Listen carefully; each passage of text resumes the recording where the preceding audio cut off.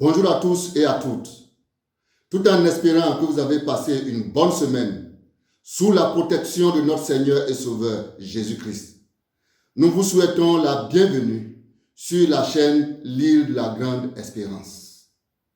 Nous allons poursuivre notre étude sur les 6 étapes pour vaincre les épreuves. Nous vous présentons aujourd'hui les capacités à développer dans vos luttes. En effet, les meilleures armes pour vaincre les épreuves se trouvent en vous-même. Pendant les 6 épreuves de la victoire, il y a 3 capacités qu'il faut développer et sur lesquelles il faut s'appuyer pour affronter chaque épreuve de votre vie. La première capacité, c'est votre mental. Votre mental vous permet d'avancer courageusement vers la victoire. Les psychologues affirment qu'il existe 2 principaux registres dans votre mémoire. Le premier, c'est le registre de défaite qui conserve les défaites, les échecs, les erreurs, les souvenirs douloureux, les déceptions, voire même les blessures. Sur le terrain de la bataille de la foi, Satan essaie de vous culpabiliser en activant toujours votre mémoire de défaite pour vous affaiblir. Il faut donc désactiver dès aujourd'hui votre mémoire de défaite. Il faut fermer définitivement ce registre de défaite et ouvrir de manière permanente votre deuxième registre. Le deuxième registre, c'est votre registre de victoire qui contient les succès, les moments heureux, les commentaires très encourageants, les promesses de Dieu, les souvenirs des victoires passées. C'est pourquoi il faut activer ce registre en cultivant une capacité mentale positive. Soyez positif, très positif. Transformez votre mémoire de défaite en une mémoire de victoire. Enregistrez uniquement les côtés positifs de votre vie et ceux de chaque épreuve. Votre état d'âme dépend du registre qui est valorisé, sur lequel porte votre attention. Si vous valorisez le registre des défaites, vous serez un homme, une femme défaitiste. Et quand les épreuves arrivent, vous êtes vite découragé. Mais si vous cultivez, vous activez chaque jour votre registre de succès, vous remporterez la victoire. Votre état d'âme agit sur votre capacité de persévérance dans les épreuves. La deuxième capacité, c'est votre persévérance sur le terrain de la bataille de la foi. Ce n'est pas seulement les transgressions qui vous attirent les épreuves, mais aussi, vous pouvez être éprouvé à cause de votre fidélité à Dieu.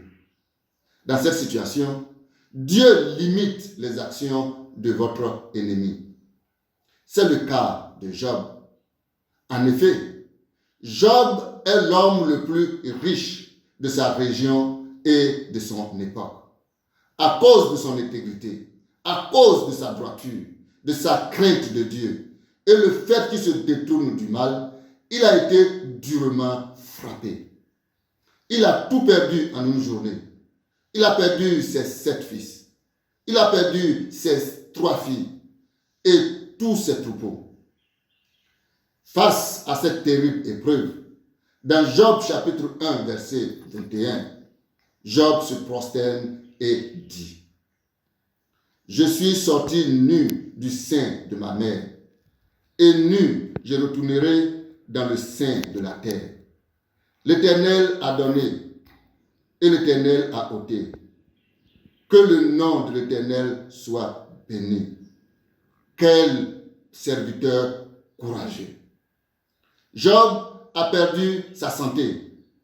Il a perdu le soutien de certains de ses amis, qui ont même cherché à activer son registre de défaite. Mais ils ont échoué face à un homme debout et déterminé. Job a perdu un soutien de taille, celui de sa femme, qui l'encourageait à maudire Dieu et mourir. Malgré toutes ces pertes et toutes ces pressions, Job est resté intègre et droit, craignant Dieu et se détournant du mal. Mes chers amis, mon cher frère et ma sœur, quelles que soient les l'épreuve que vous traversez aujourd'hui et les différentes pressions que vous subissez, activez votre registre de victoire et soyez persévérants. Au bout de la persévérance se trouve la victoire, le succès, la joie et le bonheur. En effet, Dieu a redonné à Job ses 7 fils, ses 3 filles et a multiplié ses biens par 2. Dieu multipliera également dans l'avenir ce que vous perdez aujourd'hui à cause de votre foi. Je voudrais vous rappeler que la première capacité, c'est votre mental. La deuxième capacité, c'est votre persévérance, votre résistance et votre endurance. La troisième capacité, c'est votre espérance, qui est une capacité spirituelle. Cette capacité vous permet d'envisager la victoire en Jésus-Christ et par Jésus-Christ, avant même qu'elle n'arrive au temps fixé par Dieu.